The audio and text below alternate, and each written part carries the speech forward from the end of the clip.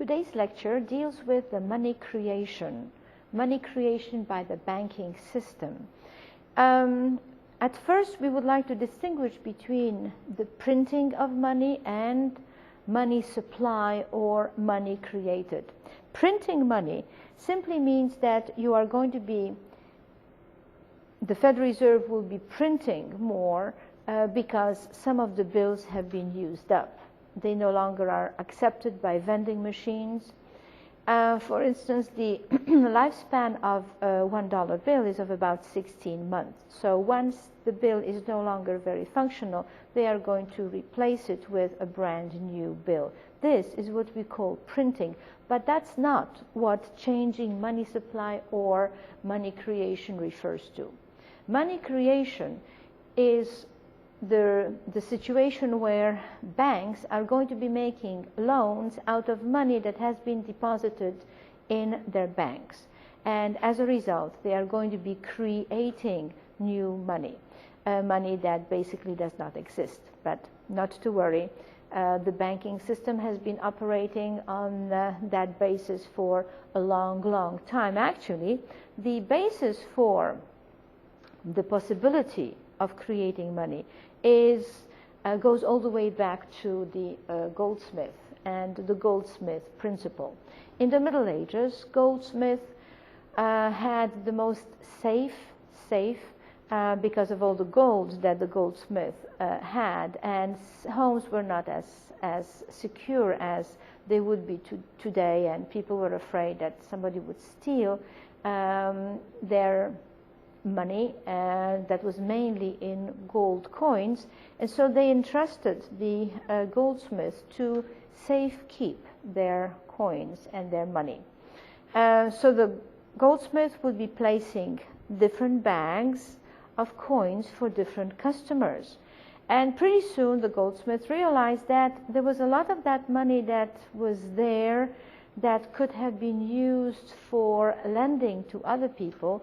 And since those coins were not easily distinguishable from Mr. John's or Jones' pile and that from Matthew's pile, the goldsmith could lend some of that money out. And if Mr. Smith came in and asked for his money, and his money had been lent out, well, you can always use Mark's money and replace that.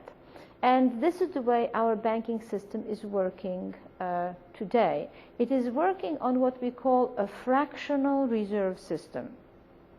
That means that the money that you deposit in the bank is not held 100% for you, waiting for you to come and withdraw it. After all, how do banks make money? They make money by the difference between how much they pay you as interest for the money that you have deposited with them, and how much they will charge the next person who would like to borrow that money. So banks are in the business of making loans, but at the same time we would like to make sure that those banks are safe, so that money will be paid out, so that your money is not going to be lost. So in today's economies, the banking system is based on what we call the fractional reserve system.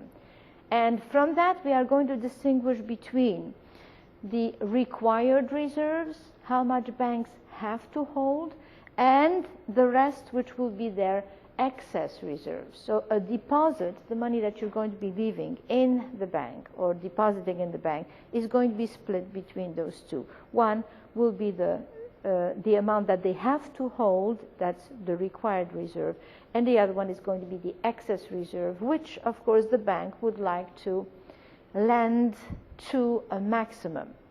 So in order to be very profitable, the bank is going to try and have zero excess reserves, because that would mean that they have lent out the maximum that they possibly could, while holding the amount that the Federal Reserve Bank, which for the United States is the central bank, whatever amount the Federal Reserve has decided that has to be kept, either on the premises in the vault or partially at the Federal Reserve of the different districts.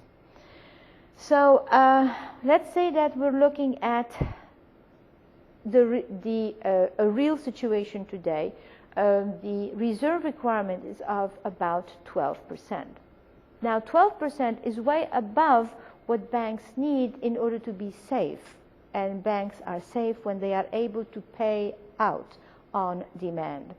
Actually today, probably about 3% is all that banks would need in order to be safe. So we can see that the function of the required reserve is not necessarily to make banks safe. It is mainly to be able to adjust the money supply, to make more or less money available in the economy. In order to increase the amount of money available or increase the money supply, we would therefore reduce the reserve requirement. If you expect banks to be holding on to 25% as a reserve requirement, and then you bring it down to 20%, then all of a sudden banks have more money to lend out, and that money is going to be multiplied. Money creation is going to take place. If on the other hand you would like to reduce the amount of money in the economy, to reduce money supply, then you would increase reserve requirements, whereby the Federal Reserve will ask you to hold on to a larger portion, and therefore your loans are going to be smaller. Let's start with a numerical example on that. So let's say that we have a situation of a reserve requirement of 20%, reserve requirement of 20%, and you come into the bank and you deposit $100. That's going to be your deposit. Now, according to what the Federal Reserve set up for banks that are members of the Federal Reserve, you will need to keep 20% of that, and then you're going to have excess reserves of 80%, which you hope to lend out. So this is going to be split between $20 as your required reserves, and this one is going to be your excess reserves of $80, which means that you have $80 to lend. So what will happen is that you are going to give that, you will hope to make a loan out of the $80. So let's say that the next person comes in and asks for a loan, gets a loan, so now you're spending that money, and that money is used to buy an economics text. So you spend your $80, and the next person who receives this money is going to be putting it into the next bank, whereby here they're going to be putting 20% in required reserves and 80% will be excess reserves. So this 20% is going to be $16, while your excess reserves are going to be of $64. Now again, the $64 will be spent and will be split between reserve required and between excess reserves, and so on and so forth. So you can see that out of all this money that we're looking at, right now the bank will have to pay you, the depositor, $100, plus the person who got a loan of the $80. They also want their money because they want to be doing their spending, and the 64 was the next loan, the loan from the next bank that somebody got. And so here you have already $144 in money, I'm sorry, $244 in money, while we only had $100 that was deposited. So money has been created, and it'll continue to be created until there are no more deposits into the next bank. So if you could do it two ways. One, you could just go step by step, take 20% and 80%, and from the 80% you take 20%, and the next 80% you take another 20%, and then you start adding them up. Or else you have a shortcut, and the shortcut is what we call the money or the deposit multiplier. And that multiplier is very similar to the multiplier of the investment industry. Remember, we had the investment multiplier that related to the marginal propensity to save, and that was money that was taken out of spending. So here, for your money multiplier or your deposit multiplier, what would you call the element that takes money away? Well, yes, it is the reserve requirement, because at every stage you have to take away 20%. So the multiplier will be 1 over the reserve requirement. Remember that the other one was 1 over NPS. So this is roughly the same thing, except it expresses money rather than investments. So let's apply this to our example here. Well, the reserve requirement is 20%, so 1 over 0.20 is equal to 5. And what does this mean? It means that your multiplier is 5, and that whatever amount was put into the economy, the end result will be 5 times as large. So here we had $100 times 5, which is equal to $500. Now, what is this $500? This is how much, that is the increase in money supply. Because right now we have $500 in the economy after all the spending and respending took place. But is this has all that money been created? And the answer is no, because there is some real money here, and the real money is the 100. So if you were to take 500 minus the initial $100 that was put into the economy, then here you will end up with 400, and that is the amount of money created. So you see the difference. Money supply went up by 500, money created went up by 400. So 400 out of the 500 was money that does not really exist. It has been created.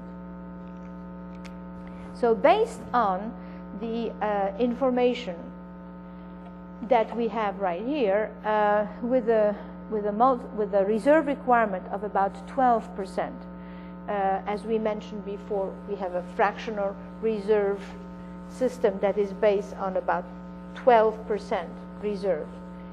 Then the multiplier would be very high, and the real multiplier is much smaller in real life. A 10% reserve requirement, roughly 10%, you would get a multiplier of 10, which is very high, compared to the real life multiplier, which is around 3. So how come we have such a small real life multiplier as compared to what it should have been based on the reserve requirement?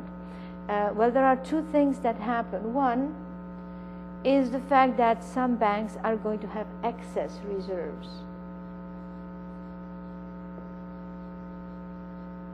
They are not happy about it, but sometimes they are unable to lend everything out. Would you think that this is in a situation where the economy is doing well or poorly? Well, when is it that banks have a hard time lending money? When the economy is not doing very well. So that would be one of the reasons. And the second one is that some money is being taken out as cash. So if you get a loan of, let's say, $500, and you take $100 cash and you make a purchase of 400, then that 400 will be going into the bank, assuming that the person that you purchased from is going to deposit the whole amount. But the $100 that you took out as cash will not allow the bank to create any more money until it gets into the banking system overall. So this is the story of money creation and of the banking multiplier. Some of the things that you should be able to work with is to look at the different reserve requirements and see what kind of a multiplier you are going to get. So if you have a 25% reserve requirement, then the multiplier will be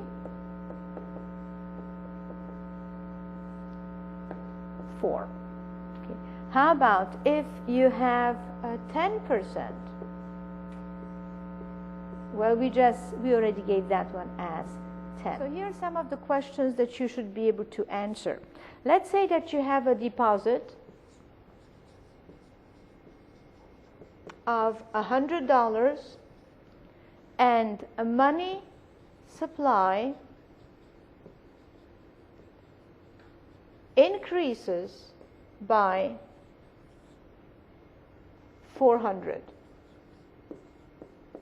How much is the multiplier? Well, if 100 gave you a money supply of 400, the multiplier should be 4. Now, could you tell me how much was the reserve requirement? Well, if the multiplier is 4, then your reserve requirement must have been 25%. Because 1 over 25 is going to give you a multiplier of 4. There might be another question to that, and I might ask you, how much money created? Money created, how much of that has been created? Well, if you have 400, which was the increase in money supply, and 100 is real, then money created is going to be equal to 300. So how about this? If you have a deposit of $100 and money created was equal to 400, can you tell me how much was your reserve requirement?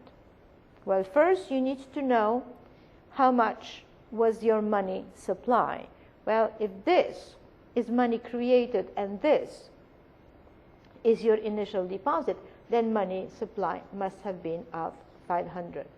If 100 gave you 500 increase in money supply, then your multiplier must be 5, and your reserve requirement is probably 20%. In order to summarize what we talked about, these are the things that you need to be able to explain. How is money created in the banking system? And the answer is, it's created by the loans that are being made. 2, you should be able to make the calculations given a deposit and a reserve requirement.